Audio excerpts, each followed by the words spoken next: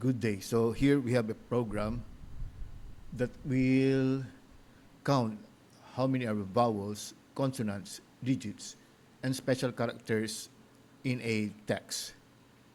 So first we have to include the following headers. So we have string.h and c-type.h if you're using deb-c or embarcadero deb-c, just like what I'm using.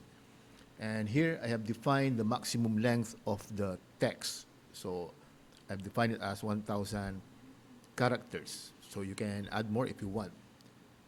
Then I have here now the prototype of my function analyze text. So I can wherein I can input or use the text as a parameter, and then I have here now my pointer parameters, which will contain the number of vowels, consonants, digits, and special characters. So here, specials. So we'll be discussing this later. So in our main program, it will be something like this. So first, I have here a variable that will contain the string, and then the variable that will hold the number of vowels, and then the number of consonants, digits, and special characters. So this will be the variables that will be used in our program. So of course, first we have to enter the string.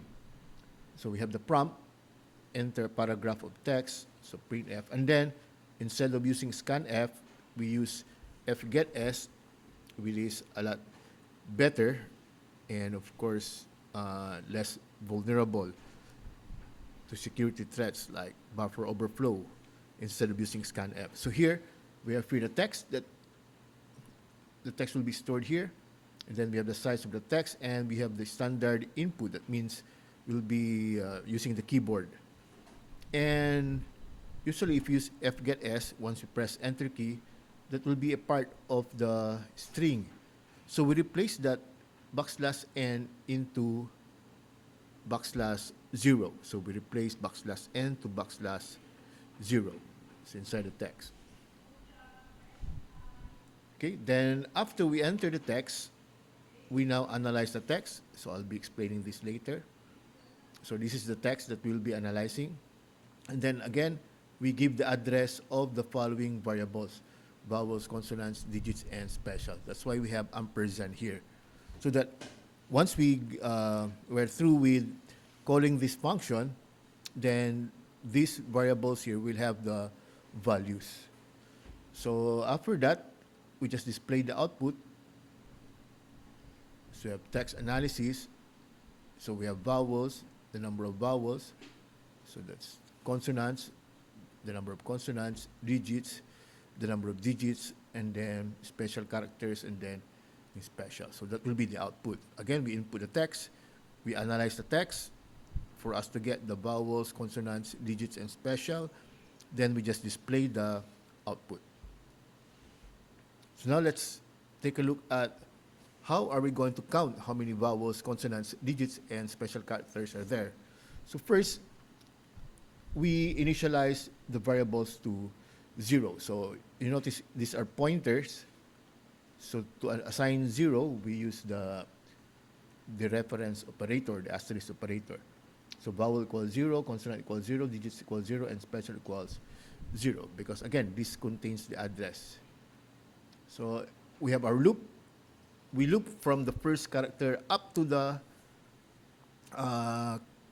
\0, which is our string terminator. This is a string term. That means it is the end of the string. You notice the maximum length is 1,000, but usually once we enter the text, it's not exactly 1,000. So the end of the string, or the end of the text, is actually where we can find \0.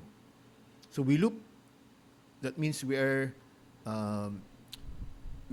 accessing each letter or each character inside our text from 0 until we find the end of the string. So each character, so let's say the first character, the second character, so each character is converted to lowercase so that we can make our code shorter, especially in the comparison later on. So we convert each character to lowercase and store it inside CH. Okay? So after that, we test if the character is actually an alphabet. So we have this function in C language is alpha that returns true if the character is an alphabet.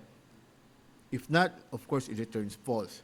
So if it is an alphabet, then we now test if it is letter A or letter E, I, O, or U.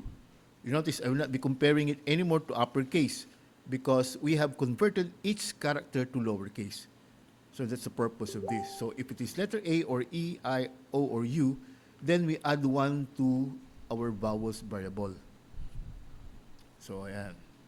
Then if not, of course, if it is not a vowel and it is alphabetic, then that means it is a consonant. So if not, we add 1 to consonants. Okay? So how about if it is not an alphabet? Then we now test if it is a digit. So we have isdigit ch. So again, isdigit is a function that determines if the character is a digit. That means it's a number like 0, 1 to 9, 0, 1, 2, 3, 4, 5, 6, 7, 8, 9. So if it is a digit, then we add 1 to digits. So what about if it is not an alphabet or if it is not a digit?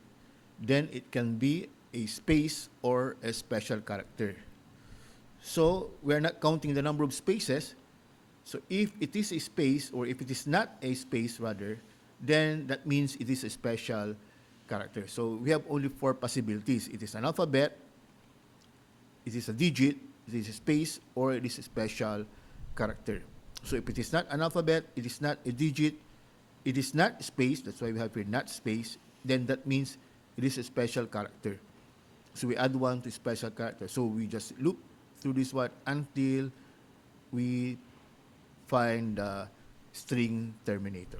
That's it. So that program will count the number of vowels, consonants, and digits. So let's try to run the program. Again, I'll be placing the source code later. So compile and run the program. Okay, so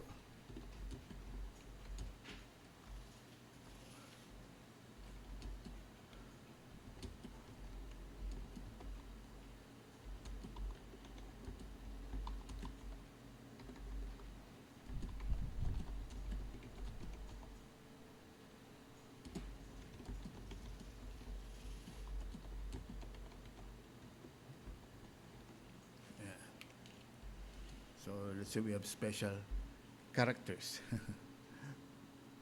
Then we have 2 digits. So once you press enter key, so this is our output. We have 20 vowels, 37 consonants, 2 digits. So we have 1 and 2, and 5 special characters. So 1, 2, 3, 4, and 5.